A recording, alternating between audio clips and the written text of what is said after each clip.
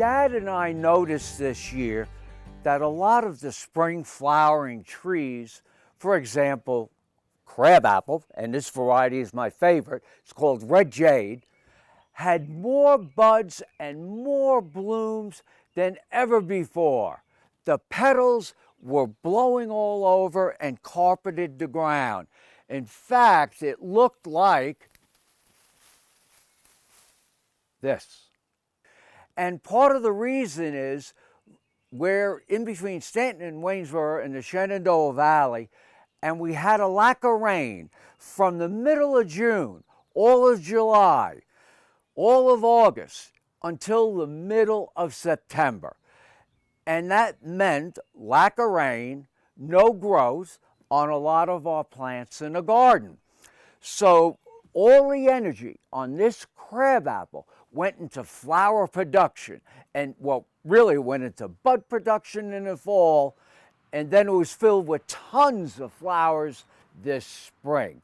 In fact, all you saw was a mass of white on this red jade crabapple. Now, the other thing that happened was this spring, we didn't have any of those common freezes. You know, sometimes in April, we're going to go down to 21, 22, 23. That never happened. So none of the flowers on this crabapple were damaged.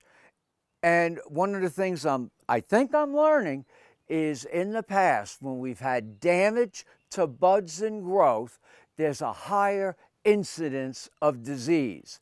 I really don't see any on this crabapple. This beautiful mid-season crabapple behind me is in complete full bloom. Keep in mind, crabapples can be dwarf, they can be weeping, they could be upright. The one behind me here is upright.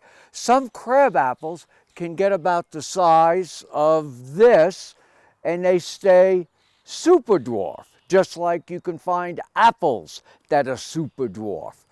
And the other thing is, you can prune underneath the crabapples like we've done, so we can grow hosta and other perennial flowers, even small shrubs, underneath. I wouldn't be surprised if there's a lot of other plants that are going to continue to bloom with better bloom than we've ever seen before this year.